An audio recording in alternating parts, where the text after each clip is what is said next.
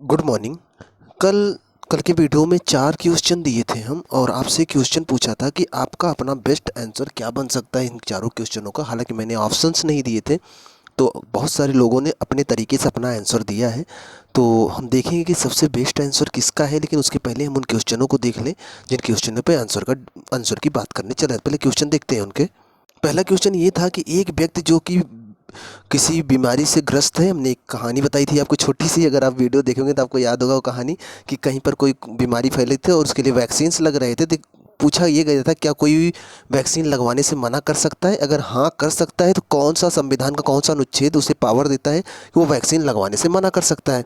ठीक है, एक तो ये क्वेश्चन था। दूसरा था, दो लड़के लड़कियाँ प्रेमी प्रेमिका एक दूसरे को प्यार करते हैं, मोहब्बत करते हैं और एक दूसरे से शादी करना चाहते हैं और वयस्क हैं, तो उन्हें संविधान का कौन सा अनुच्छेद इजाज़त देता है कि आप शादी कर लो, कोई नहीं रोक सकता, आपके माँ बाप भी नहीं रोक सकते, समाज नहीं रोक सकता, कोई नहीं रोक सकता। कौन सा अनुच्छेद ये पावर देता है, ये क्वेश्चन ये था। अगला था कि आपके आपसे आपका पड़ोसी जलता है, इसलिए वो आपके आसपास बहुत गंदगी फैलाए रखता है, बहुत ज़्यादा कीचड़ फैलाए रखता है, बहुत ज़्यादा मतलब चीज़ों को जलाता है जिससे बदबू आती है। तो उस गंदगी को रोकने के लिए आपके पास कौन सा अनुच्छेद पावर देता है कि आप उसे रुकवा सकते हो। एक क्वेश्चन ये था। और एक क्वेश्चन ये था कि कौन सा अनुच्छेद ने ये कह दिया कि आप मर नहीं सकते, केवल आप जिंदा रह सकते हो, मर नहीं सकते, मरने का अधिकार आपके पास नहीं था, नहीं है। तो ये 3-4 क्वेश्चन हमने पूछा था और आपसे पूछा था कि इनसे बेस्ट आंसर आपका, आपके हिसाब जो बेस्ट आंसर बनता है क्या है। तो हम आपको थोड़ा सा बताते हैं जिन लोगों ने आंसर लिखा है उनके हिसाब से। ये थोड़ा सा देखते हैं, उसके बाद आगे क्वेश्चन चलते हैं। एक विशाल यादव ने मैसेज किया है, मतलब कि कमेंट किया है। हालांकि वीडियो को 50 से अधिक लोगों ने देखा है, लेकिन 4-5 लोगों ने ही आंसर लिखा है। इससे लगता है कि लोगों की रुचि नहीं होगी या फिर पूरी तरह जानकारी नहीं होगी। जो भी आपके मन में रहा करें, लिखा करें, ज़रूर लिखा करें। लिखने से बुद्धि बढ़ती है, घटती नहीं है। ठीक है, तो और लिखेंगे फिर आपके दिमाग में रहेगा अच्छा मेन आंसर क्या था, उसको भी सुन लें। तो सुनेंगे तो आपका दिमाग तैयार होगा उसके लिए। ये एहसान नहीं कर रहे हो किसी के ऊपर, अगर आप लिखोगे, अपनी गलतियाँ सुधारोगे ना, तो आपके अंदर सुधार होगा। किसी के ऊपर एहसान मत करिए, अपने ऊपर एहसान करिए। ठीक है, तो विशाल यादव ने जो लिखा है उसके हिसाब से बताते हैं कि उन्होंने लिखा है कि जो पहला क्वेश्चन था कि कोई वृद्ध व्यक्ति मना कर सकता है वैक्सीन लगवाने से, उसके पास जो पावर है अनुच्छेद 21 का है। हमने आज से 2 हफ्ते पहले एक वीडियो अपलोड किया था कि आप वैक्सीन लगवाने से मना कर सकते हैं कि नहीं। आप वीडियो देखेंगे तो आपको अच्छे से समझाया गया होगा। तो अनुच्छेद 21 का पावर है। अनुच्छेद 21 का पावर से दूसरा क्वेश्चन था, प्रेमी प्रेमिका जो भाग गए, मतलब कि एक दूसरे को पसंद कर सकते हैं, मनपसंद जीवन साथी चुनने का अधिकार, यही था ना प्रेमी प्रेमिका वाला। तो वो भी अनुच्छेद 21 में ही है। लेकिन अगर आप थोड़ा सा और डिटेल से लिखते तो क्या लिखते, अनुच्छेद 21 का जो पार्ट था प्रेम मनपसंद जीवन चुनने का, वो था 9 वाला। अगर आप अपना नोट्स बनाए होंगे तो हाँ, अनुच्छेद 21 के 9वें वाले भाग में, 9वें क्लॉज में, 9वें पार्ट में रखा गया। अनुच्छेद 21 के कई पार्ट बनाए गए थे, उसी में 9वें वाले में लिखा गया था मनपसंद इच्छा अनुसार जीवन साथी चुनने का अधिकार। ये केस आया था 2018 में, शक्ति वाहिनी केस, उसी के तहत ये दिया गया था कि आप मनपसंद जीवन साथी चुन सकते हो। 2018 का केस है। ठीक है, तो अगर थोड़ा सा और डिटेल में लिखते तो आप अनुच्छेद 21 का 9वां पार्ट लिखते तो ज़्यादा सही था। और उसके बाद एक तीसरा क्वेश्चन था कि आपका पड़ोसी आपके अगल बगल ज़बरदस्ती का कचरा कर रहा है, गंदगी फैला रहा है, तो कौन कौन सा अनुच्छेद स्वच्छ पर्यावरण की बात करता है। तो एक आर्टिकल 21, अगर आर्टिकल 21 का आप तीसरा क्लॉज लिखते, तीसरा पार्ट लिखते, तो स्वच्छ पर्यावरण का अधिकार, MC मेहता केस एक आया था, उसके तहत ये दिया गया है। और 51 के जी में जो आपका मूल कर्तव्य है, उसके अनुच्छेद 51 के A के G में है, 51 A के G में है, ऐसे है में है। और अनुच्छेद 48 के A में है, अनुच्छेद 48 के A में है, तब जाकर आपका ये उत्तर कंप्लीट होता। और ये जो IPC की धारा की बात की गई थी तो 309 में है। तो ये का आंसर ये था विशाल यादव का। अब थोड़ा सा एक आंसर और चेक करते हैं। अगर विशाल यादव की तुलना में अगर वंदना जी के कमेंट की बात चर्चा करें तो अनुच्छेद 21 में जो दिया गया पहला आंसर वो सही था। अनुच्छेद 21 में मनपसंद जीवन साथी चुनने का अधिकार है। और आर्टिकल 48 और 51 A का G और आर्टिकल 21 में ही जीवन जीने का अधिकार है, इसका वर्णन किया गया है। और 1994 में रत्नम केस आया था, 1996 में ज्ञान कौर केस आया था, जिसके तहत जीवन जीने का अधिकार को एक बार ख़त्म किया गया था, फिर वापस दिया गया था। और अनुच्छेद 21 में ही जो पहला क्वेश्चन था कि वैक्सीन लगवा नहीं सकते, मना कर सकते, वो 21 में है। तो विशाल की तुलना में वंदना का जो आंसर है ज़्यादा सटीक है, ज़्यादा सही है। तो इसमें से अगर क्वेश्चन मुझे चुनना हो तो ये वाला आंसर, मतलब कि ये वाला कमेंट ज़्यादा बेस्ट है। ठीक है, चलिए आज का देखते हैं। अब आप ही देख लीजिए छोटी से छोटा सा क्वेश्चन है, आंसर लिखकर किसी, जो आप देखते हो ना यूपीएससी का रिजल्ट आया तो लड़कों में कोई नहीं आया, लड़कियों में एक, मतलब लड़कियों ने टॉप किया। अब यहाँ पर भी देखो एक छोटा सा क्वेश्चन पूछे, लड़की का क्वेश्चन, लड़की का आंसर लड़के की तुलना में ज़्यादा बेस्ट था। तो आप भी बेस्ट लिख सकते हो। देखो अपने अंदर सुधार करना चाहोगे तब सुधार होगा, बैठे रहोगे तो कोई सुधार थोड़ी होने वाला है।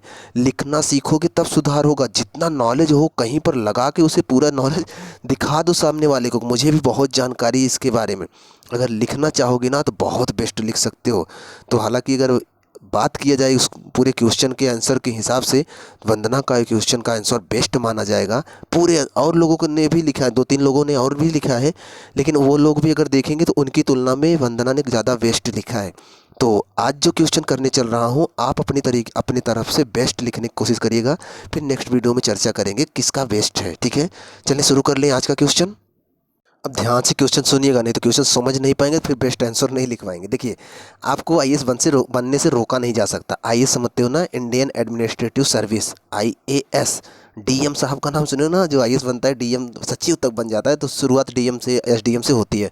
तो आपको आईएएस बनने से रोका नहीं जा सकता। मतलब ये है कि अगर UPSC, union public service commission, UPSC के द्वारा जो क्राइटेरिया निर्धारित किया गया है, जो योग्यता निर्धारित किया गया है, अगर उस योग्यता को आप पूरी करते हो तो आपको आईएएस की परीक्षा देने, उसमें चयनित होने और उसके द्वारा नियुक्त होने में भारत की कोई ताकत नहीं रोक सकती। मतलब कि आप आईएएस बन सकते हो, चाहे आप लड़के हो, चाहे आप लड़की हो, चाहे उसमें से दोनों का मिक्स समझते हो ना, ना लड़का ना लड़की, जो थर्ड जेंडर होते हैं, चाहे वो हों, चाहे जो भी हो आप, चाहे जिस धर्म के हो, चाहे जिस जात के हो, चाहे जिस कास्ट से आते हो, चाहे कोई मायने नहीं करता आप क्या हो, बस आप इंसान हो। बस यूपीएससी ने जो क्राइटेरिया बना रखा है आप उसको पूरी कर रहे हो, तो आपको आईएएस बनने से कोई नहीं रोक सकता, कोई भी नहीं रोक सकता। ठीक है, मैं ये जानना चाहता हूँ कि ये पावर आपको संविधान का कौन सा अनुच्छेद प्रदान करता है, किस अनुच्छेद के तहत आपको नहीं रोका जा सकता ये फॉर्म भरने से या फिर आईएएस बनने से। ठीक है, अनुच्छेद का नाम बताना है। क्वेश्चन क्या समझ में आ चुका है आपको? चलें आगे। देखिए, हो सकते हैं आज के क्वेश्चन थोड़े से टफ हों, लेकिन जितना सिचुएशन टफ होता है उतने में तो अच्छे विद्यार्थियों की पहचान होती है। ठीक है, अगला क्वेश्चन सुनिए। जबरी नागरिकता नहीं छीन सकते। अब मैं समझा रहा हूँ, क्वेश्चन ध्यान सुनिए और आंसर आपको देना है।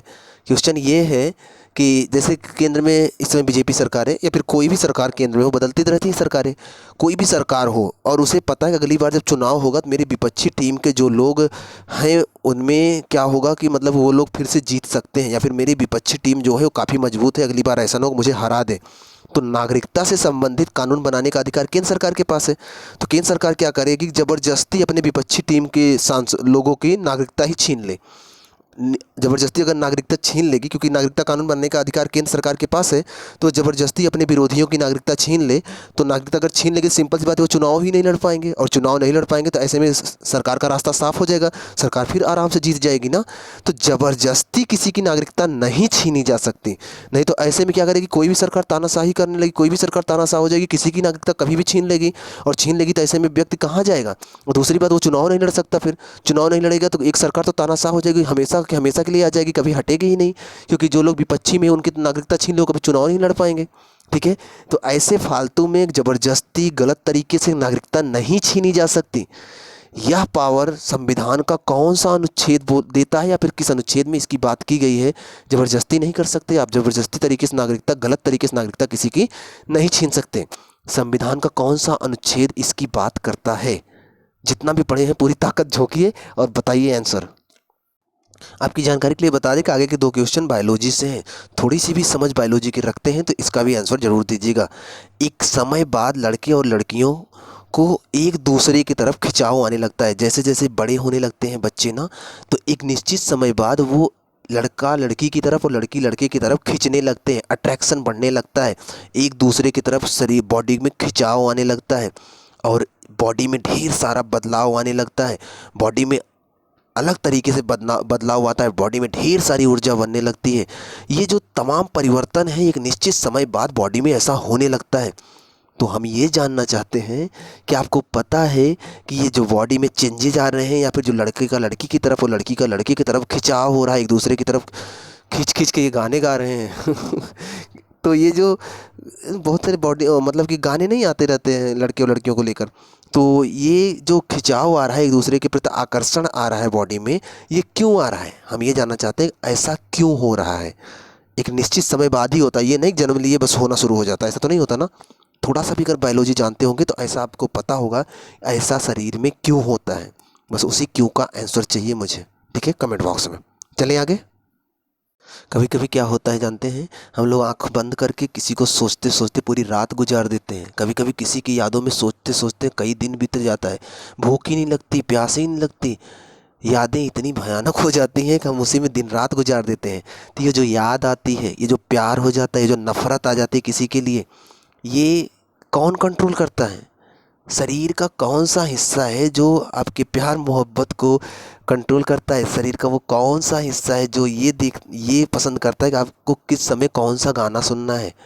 याद है ना आपको कब कौन सा गाना सुनना होता है? कभी आप बहुत अच्छे अच्छे, कभी बहुत सैड सॉन्ग सुनना पसंद करते हो, तो कभी एकदम से खुशी वाले गाने सुनने पसंद करते हो।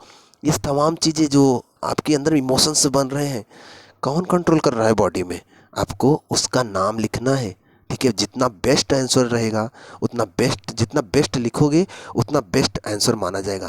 तो ये जो बॉडी में तमाम तरीके के जो इमोशंस आते हैं, प्यार मोहब्बत घृणा, ये तमाम चीज़ें शरीर में कहाँ कंट्रोल होती है, कौन कंट्रोल करता है? ये इसी का आंसर आपको देना है कमेंट बॉक्स में। फिर अगले वीडियो में देखेंगे कि बेस्ट आंसर किसका है, ठीक है। और ये 4 क्वेश्चन थे, आप इनका आंसर ज़रूर दीजिएगा और चैनल पर अगर पहली बार है ज़रूर सब्सक्राइब कर लीजिएगा। और मिलते हैं आपसे नेक्स्ट वीडियो में, तब तक आप पढ़ते रहें, खुश रहें।